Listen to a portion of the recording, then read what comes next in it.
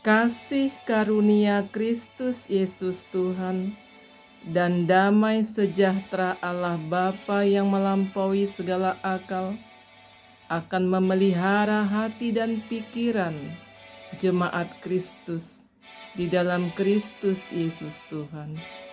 Ya Tuhan, Roh Kudus, ajari kami Tuhan untuk memahami firman-Mu.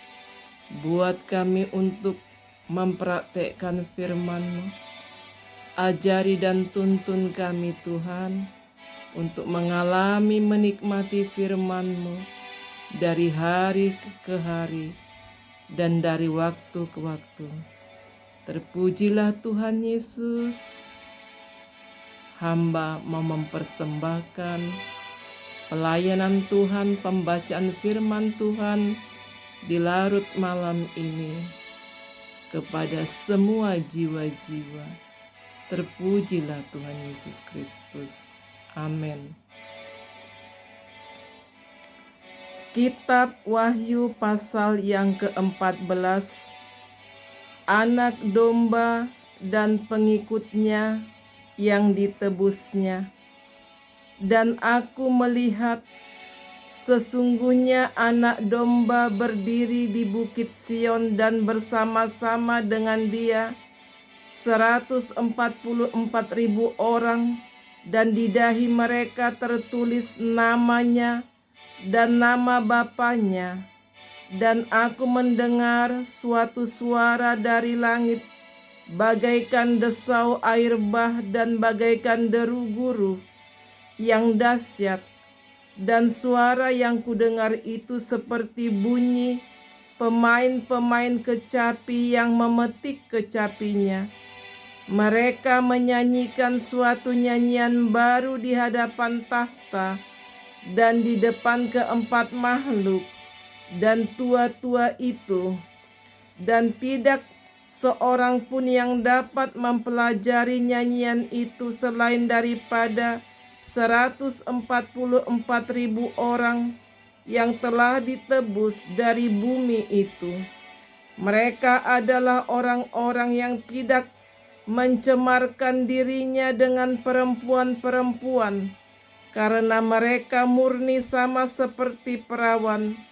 Mereka adalah orang-orang yang mengikuti anak domba itu kemana saja ia pergi. Mereka ditebus dari antara manusia sebagai korban-korban sulung bagi Allah dan bagi anak domba itu. Dan di dalam mulut mereka tidak terdapat dusta. Mereka tidak bercela. Amin. Pemberitahuan tentang penghakiman.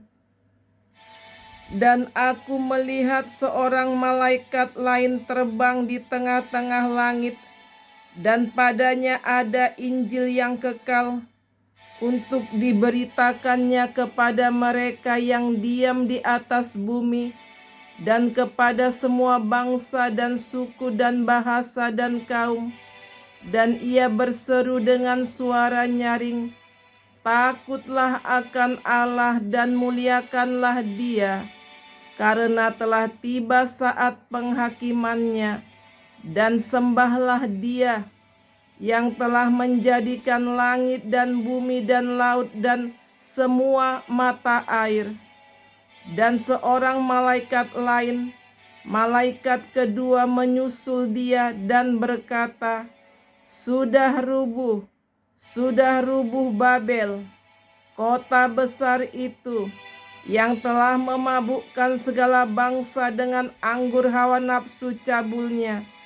Dan seorang malaikat lain, malaikat ketiga, menyusul mereka dan berkata dengan suara nyaring, "Jikalau seorang menyembah binatang dan patungnya itu, dan menerima tanda pada dahinya atau pada tangannya, maka ia akan minum dari anggur murka Allah yang disediakan tanpa campuran dalam cawan murkanya, dan ia akan disiksa dengan api dan belerang di depan mata malaikat-malaikat kudus dan di depan mata Anak Domba. Maka asap api yang menyiksa mereka itu naik ke atas sampai selama-lamanya, dan siang malam mereka tidak henti-hentinya disiksa, yaitu mereka yang menyembah binatang serta patungnya itu, dan barang siapa yang telah menerima tanda namanya. Yang penting di sini ialah ketekunan orang-orang kudus yang menuruti perintah Allah dan iman kepada Yesus.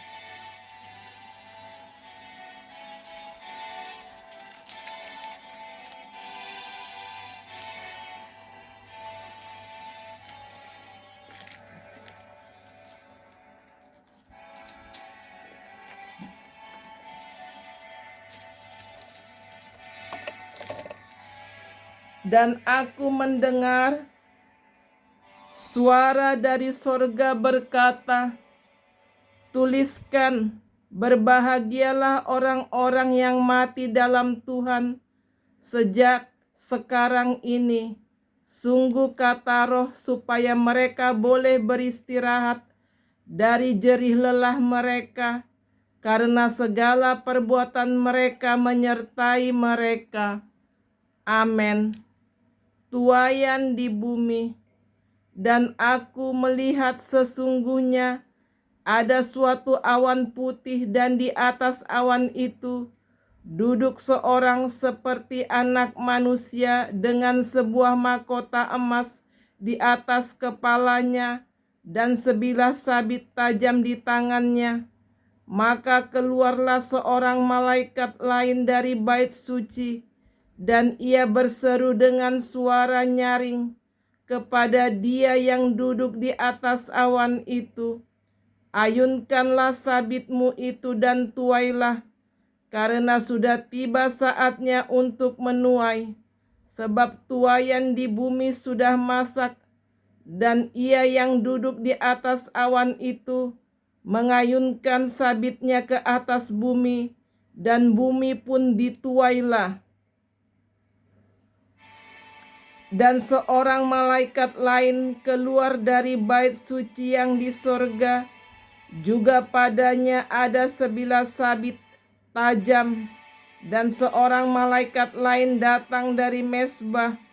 Ia berkuasa atas api, dan ia berseru dengan suara nyaring kepada malaikat yang memegang sabit tajam itu, katanya, "Ayunkanlah sabitmu yang tajam itu dan potonglah buah-buah pohon anggur di bumi, karena buahnya sudah masak." Lalu malaikat itu mengayunkan sabitnya ke atas bumi dan memotong buah pohon anggur di bumi dan melemparkannya ke dalam kilangan besar, yaitu murka Allah. Dan buah anggur itu dikilang di luar kota, dan dari kilangan itu mengalir darah, tingginya sampai ke kekang kuda dan jauhnya 200 mil. Amin. Demikianlah firman Tuhan Allah.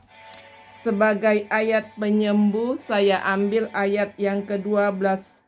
Yang penting di sini ialah ketekunan orang-orang kudus yang menuruti perintah Allah dan iman kepada Yesus. Saudara-saudara yang dikasihi oleh Kristus, apa yang kita baca, yang kita renungkan firman Tuhan dalam kitab Wahyu sedang berlangsung, sedang terjadi. Untuk itu kita sebagai jemaat Kristus, mari kita benar-benar menjadi pengikut Kristus yang sejati. Artinya kita tetap bertekun di dalam iman, tetap bertekun di dalam doa, tetap bertekun di dalam penyembahan, tetap bertekun di dalam pujian, tetap bertekun di dalam pembacaan perenungan firman. Itulah tandanya kita sebagai orang Kristen yang sejati, pengikut Kristus. Jika kelak dunia ini nanti sudah dikuasai oleh antikris, penganiayaan berat akan segera terjadi. Kita sebagai jemaat Kristus yang setia menjadi seorang pengikut Kristus, kita akan mengalami pengangkatan rapture. Untuk itu, sebelum terjadi penganiayaan yang berat, mari kita bersungguh-sungguh mengikut Tuhan Yesus Kristus. Amin, amin, amin.